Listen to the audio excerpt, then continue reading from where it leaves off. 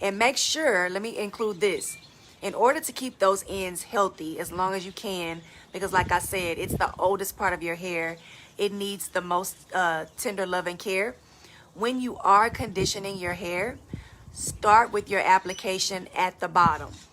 Always start at the bottom, because some people, they take their conditioner and they just put it on their head. You know, they put it on. Always start conditioning from the bottom up. That hair up top is so healthy, it barely even needs a lot of conditioner. But those ends, that's rubbing on your shirt all day. It's the cotton is soaking up the moisture from the hair, from your shirt, from your pillowcases if you're not sleeping with adequate protection at night. So those ends just need some love with some extra moisture, extra conditioning, making sure that when you do condition, you go under your hooded dryer for some heat to actually penetrate into your hair strand, your hair shaft. Go under your hooded dryer with the plastic cap for about 10 to 15 minutes, or your heated bonnet for those of you who have that. It's very important to do that every time you shampoo your hair so that your ends and can stay stronger and you not need your ends trimmed as frequently, because you're right, if you don't need them trimmed as frequently, then you do begin to see more of your hair growth and your length, if that is your goal. So does anybody have any questions? I've enjoyed this so much. I'm so glad y'all are here listening. I'm so glad that I brought it into this group so that more of you can actually have. Is a satin pillowcase still good? Yes, absolutely, Lady Val. It's still good for your hair because it's not cotton, so it's not sucking out the moisture from your hair, which typically makes the hair dry. It makes it damaged. It causes breakage and all of those things. But another good thing about a satin pillowcase, is good for your skin, like satin or silk. Like as far as the pulling of causing wrinkles or anything like that, it's good for that as well. That was a good question. Yes, I know for me, I sleep in a bonnet, a satin bonnet. But yes, Cadence sleeps with a satin pillowcase because she just sleeps bad and nothing stays on her head. So I'm like, let me just get her a pillowcase. But yes, they are very, very good. And so if you do have natural hair, I know Lady Val has relaxed hair, and it's good for both. But specifically for natural hair styling, because I know we frizz a lot more. Yes, it's really good for your skin, for your face. Just think about it, like when you're sleeping on it, it slides. It slides versus a cotton pillow. It's kind of tugging. It pulls. Have you ever, well, you don't do it now because you sleep with a satin pillowcase, but woke up and your face was kind of smushed and you could see like the crease in your skin? That's what it's doing at night when you sleep on just a regular cotton pillowcase. So I always tell people satin pillowcases is not just good for your hair, but for your skin, on your face. But yes, make sure you're sleeping with your bonnet or your pillowcase. At what age should children start getting their ends clipped? As soon as they need them. I started clipping my children's ends as soon as they needed it trimmed. And it could be just a little bit, because like I said, if you wait too long, by the time they do get a trim, you have to take a lot off. Their hair is the same as anybody else's hair as far as maintenance and care when it comes to that. Now, some product lines and stuff like that, you probably have to use something more gentle depending on who made the products. But as far as maintenance with trims and stuff like that, conditioning, they need the same thing that we need. So yes, as soon as they need it. And I would say, to give you a roundabout age, Bianca, I would say about, I've trimmed ends at around two or three. I've had people where I'm like, I don't really service children, but they're like, please, I just need her ends trimmed. Okay, I'll trim her ends. And it's just a light trim, but it keeps their hair really healthy. It really does. But does anybody else have any questions? Those are some great questions. Anybody else? So I want to thank you all so much. When Lady Val did her testimony of my products, a lot of you all, look, this is Amelia. Yeah, she said she loved the products. I was going to say that. What's the best leave-in for 4C low porosity natural hair? So I would say there's a leave-in. Yeah, I know Lorraine does too. Tell me what, I don't really go by 4C. I know that you may, because now in this world, people are describing their hair curl type by alphabets and numbers. How does chlorine affect the hair? Okay, I'm going to tell you in one moment, Lady Val.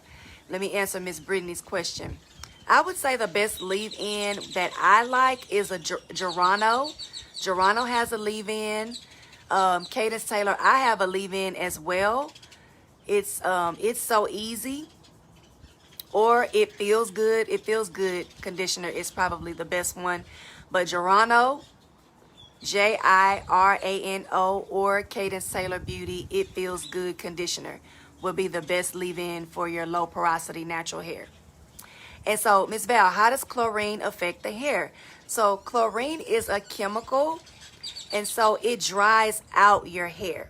So let me give you a tip. I'm so glad you asked this question, because I don't even know what to say, but I'm glad y'all asked me, so because I know what to say. Chlorine, before you go swimming, ladies, this summer, wet your hair first and apply conditioner. You're welcome, Brittany. Apply conditioner to your hair. The reason I say apply conditioner to your hair and wet your hair before you get in the pool is because the chlorine is going to try to get into your hair, but it's not going to be able to penetrate because you've filled your hair shaft with the conditioner. So it won't have that drying effect that it normally would have on your hair. That's what my answer would be for that. And it's a great, great solution so that you won't have that. Yeah, because your hair gets so rough and dried out from that chlorine. So that's what you do to combat the dryness when you actually go swimming. Ladies, put conditioner. What products can you use to regrow your edges? You're welcome, Lady Val. So I have this sitting right here. This is what I have used on my clients, and a lot of my customers have used this to regrow their edges. This Raindrops by Cadence Taylor Beauty. And that's what you can use, and you put it on and you massage. And massage anyway, before you get this in your hands, whatever it is that you're using, if you're using nothing at all, honestly, massage regrows everything because you are bringing the blood flow to the follicle that produces hair growth. When we put together these oils as product founders, we're putting together oils that promote blood flow to the follicle. So massage and then Raindrops. And that's what's going to get your edges back. And then don't put so much tension on them. What is a good hot oil treatment for highlighted? I'm so glad, Lady Val. Hi, Miss Ramona. What is a good hot oil treatment for highlighted, relaxed hair? So I don't really have a hot oil treatment product that I can push you to. I do have a product that is releasing next week. It's an oil. It's called Damage Repair Oil. But until then, what I would say you can use for a hot oil treatment would be, you can use some castor oil. You can use, I'm trying to think of what you can mix together. A little bit of castor oil. You can use some sweet almond oil and mix it together. And you could do a light shampoo first. Or if you want to put it on dry, put it on. Of course, you already know because you asked about a hot oil treatment. You know how to do it. But that's what you do before you shampoo. And then you shampoo and condition. But that is definitely a good question, and I'm glad, Ramona, that you are doing a hot oil treatment, being that you do have highlighted, relaxed hair, because you have double chemicals, which means that your hair needs to stay in this moisturized state to prevent any type of breakage. So I'm glad that you know that you need a hot oil treatment, that your conditioning process is very, very important. But that's what I would use. You can use your heavier oils in hot oil treatments, because they end up doing well, like your olive oil and those types of oils are really good for hot oil treatments, but not for like after you've styled or after you've rinsed your conditioner and stuff like that. So good question, Ramona. Who else? Anybody else with any questions? I'm loving it. I'm loving it. But yes, thank you all so much. That's what I was going to say, and I got a question. When Lady Val shared her testimony, I just found out that it was so damaging. What's damaging, Ramona? Oh, about the double chemical, The highlights and the relaxer. Let me know if that's what you're speaking of. But when Lady Val gave her testimony of my products, so many of you all came and ordered the samples. Some ordered full bottles, and I'm so grateful and thankful. And I just want to say thank you again, because a lot of you all that ordered samples went back and ordered regular size bottles. That lets me know that you really love the products. So I'm so grateful, so thankful for your support, and I'm so glad that the products are working for you and that you love them. So yes, Ramona, it's very damaging.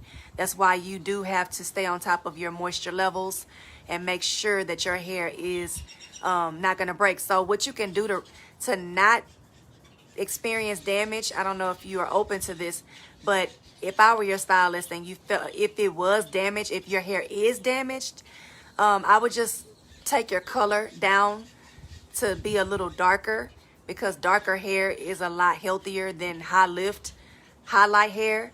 So I would just take your color down if it's in a damaged state. But if not, do what you can to keep your moisture levels good with your conditioning and keeping your ends trimmed, and you should be fine. But if you start experiencing something, I would suggest you go in and just darken your highlights with some type of rinse on top, and then your hair will it'll look healthier. It'll be coated with that rinse, and then it'll also be a little stronger.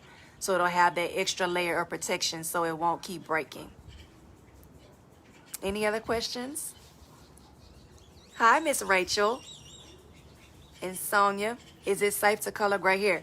Yes, it's safe to color gray hair, but not with the permanent color, because the more permanent the color, the more damage the color can do. So when it comes to like my gray clients, I would color their hair with the demi color, because it actually does cover the gray. But the gray is going to keep growing out. So you want to make sure you're using something as safe as possible, that you can keep using and using and using, because you are going to kind of overlap a little bit. And so that's why I choose, and most stylists that are my friends, we use demi color when it comes to covering gray versus permanent, because you'll start to see it's just more damaging, and it's not worth it because you're going to keep doing it over and over. So that's what I would use to cover your gray.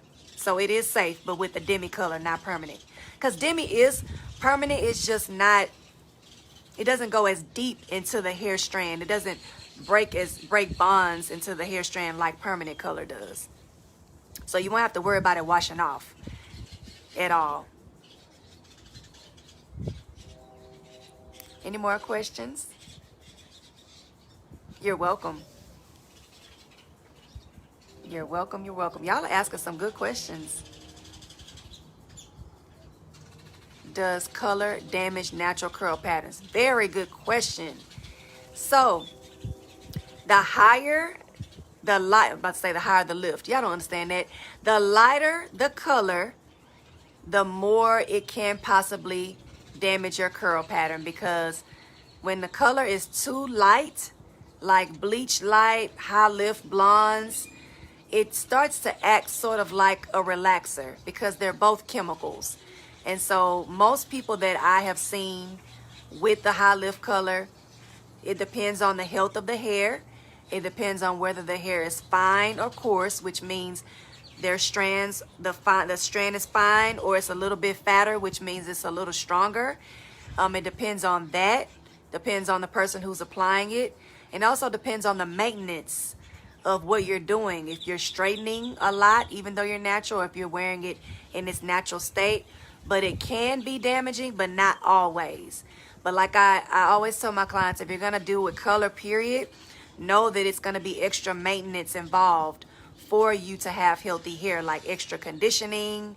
You got to really stay on top of it, because if your moisture levels drop, that's when your curl strength drops. So you got to make sure that it's staying hydrated and full of moisture with your hydration treatments, with the products that you're using, and making sure that your hair is detoxed when it needs detox, so that it can receive all of the nourishment from your conditioning. So it can or it can't, but it depends on the start of the hair, whether it's healthy or not. Definitely. I don't color my hair because I don't know why I don't color my hair. I don't know. I've always been one to color like a little chunk when I had relaxed hair, because I like to see the like highlight look, but it always end up breaking because I have fine hair. What is a hair detox?